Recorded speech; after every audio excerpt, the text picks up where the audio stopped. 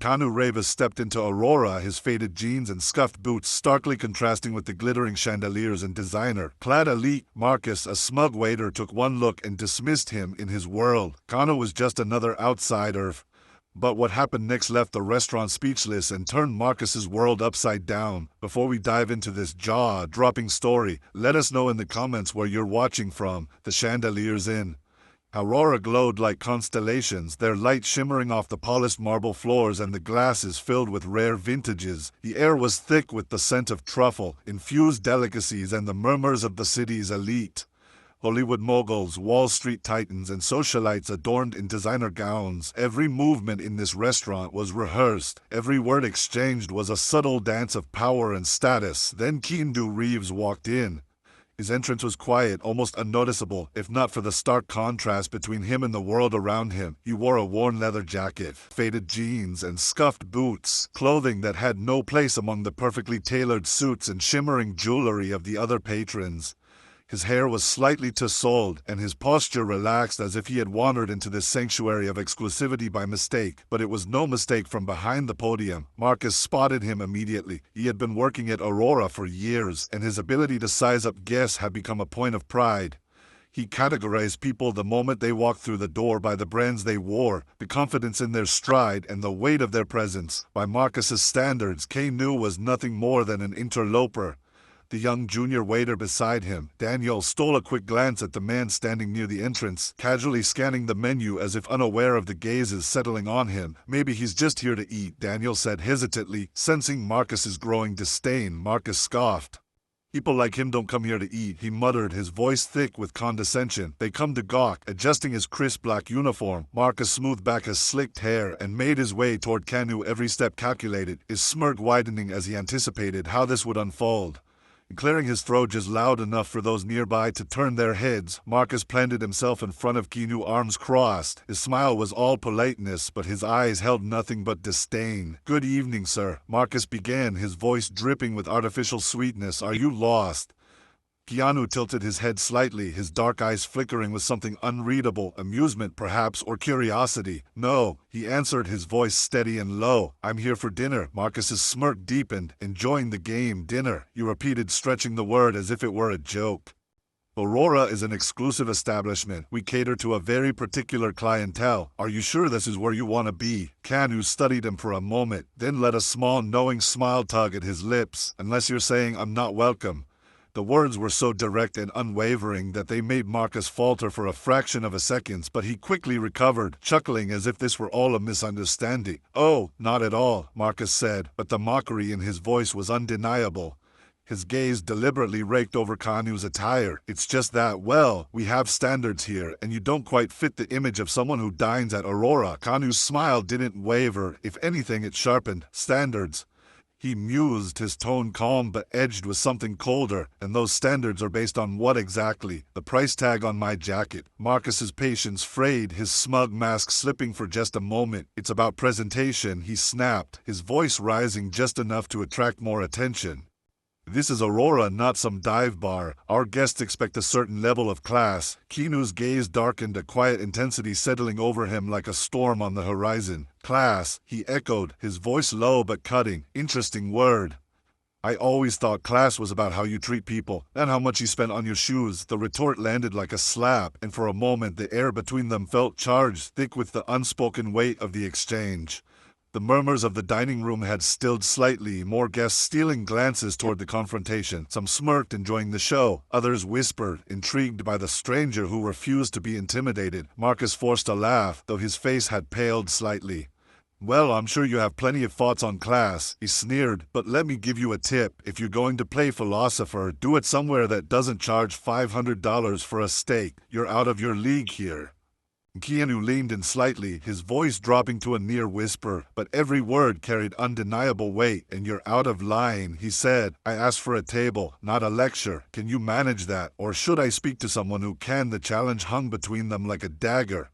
Marcus's face flushed with anger, but he wasn't ready to back down, not yet. He had no idea just how badly he had miscalculated. Marcus clenched his jaw as he turned away from the man who dared to challenge him. The audacity of this stranger.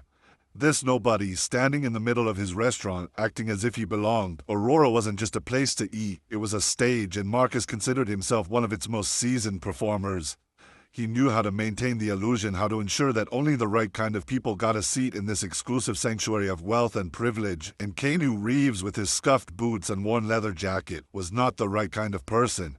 In his vantage point near the host stand, Marcus scanned the room, eyes darting toward the power players who frequented Aurora. Over by the bay windows, Victor L., a real estate mogul worth billions, swirled a glass of Merlot while whispering to his wife, Elena, a former model draped in shimmering sapphire silk. Across the room, Hollywood director leaned in close to a studio executive, their hushed conversation a careful dance of influence and opportunity. Aurora wasn't about food, it was about status, and Marcus had worked too hard to climb his way up in this world just to let some nobody but stroll in and mock him. His gaze flickered toward Daniel, the young, nervous junior waiter who had witnessed the confrontation. The kid was still watching Keanu, shifting uncomfortably as if sensing the tension in the air.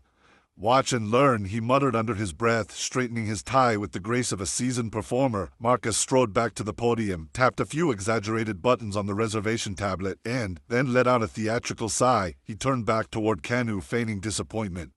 "Well, as I suspected," Marcus announced, his voice just loud enough for nearby patrons to hear, "you don't have a reservation." He tilted his head slightly, offering a look of artificial sympathy, and unfortunately we're completely booked for the evening. Keanu's expression didn't change. He simply raised an eyebrow as if amused by the predictability of it all. "That's okay," he said, voice steady. "I don't mind waiting." Marcus's smirk faltered for half a second before he recovered. This guy wasn't giving up, that was fine.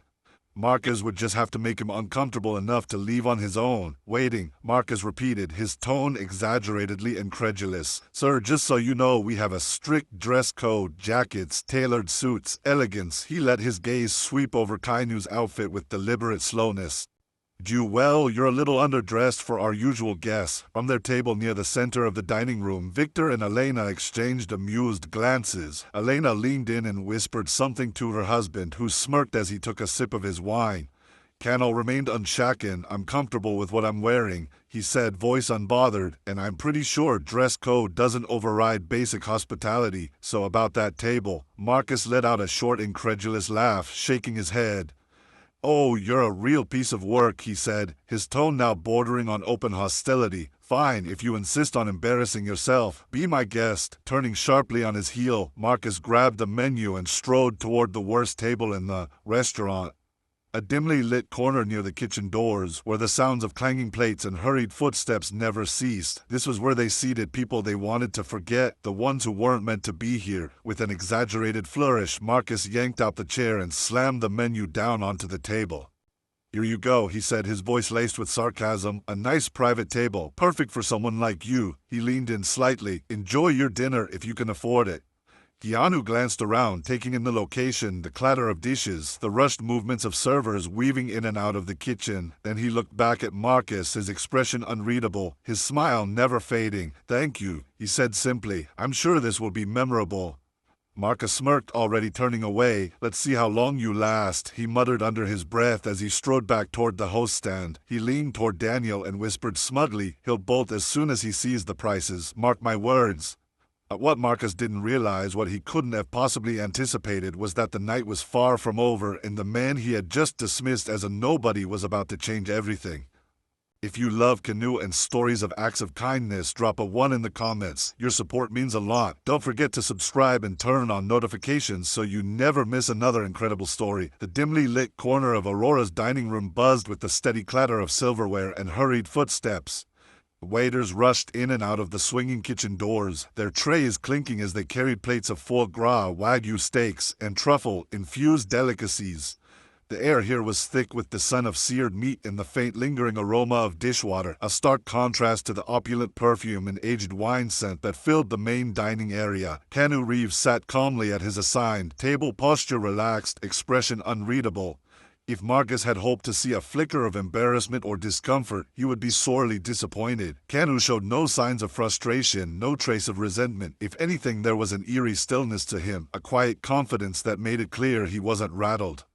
But Marcus was watching from his position near the front desk. He kept stealing glances toward the table, waiting for the moment Keanu would finally admit defeat, maybe frown at the noise, maybe shift uncomfortably as the scent of grease drifted in from the kitchen. Any sign of weakness would be a victory, but it never came. Keanu casually picked up the menu, scanning a fine print with the same ease as someone flipping through an old book. He took his time, absorbing every detail, as if he were oblivious to the hushed whispers around him or the smug, knowing glances cast in his direction. Marcus leaned toward Daniel, the junior waiter, still lingering near the host's stand. "He's just stalling," Marcus muttered under his breath, his voice dripping with mockery. "Give it 5 minutes tops. You'll see the prices in bold." Daniel hesitated, shifting uncomfortably. He had seen something in Keanu's demeanor that Marcus clearly hadn't, a quiet self-assurance that didn't belong to a man intimidated by wealth or status. But before Daniel could respond, Marcus straightened his uniform, smoothing out the fabric, and grabbed a pitcher of ice water from a nearby station. A cruel idea took root. He was about to make Keanu uncomfortable with calculated precision. Marcus strode toward the table, a practiced smile fixed on his face. As he neared, he adjusted his grip on the pitcher ever so slightly, ensuring that when he tilted it, the cascade of frigid water would spill just enough to soak through Keanu's jeans. The moment played out exactly as he had envisioned. A sharp gasp escaped from a nearby table as the water pooled onto the floor, soaking through the dark denim, the shock of cold biting against Keanu's skin. The surrounding guests turned their heads, their expressions ranging from mild amusement to barely concealed disdain.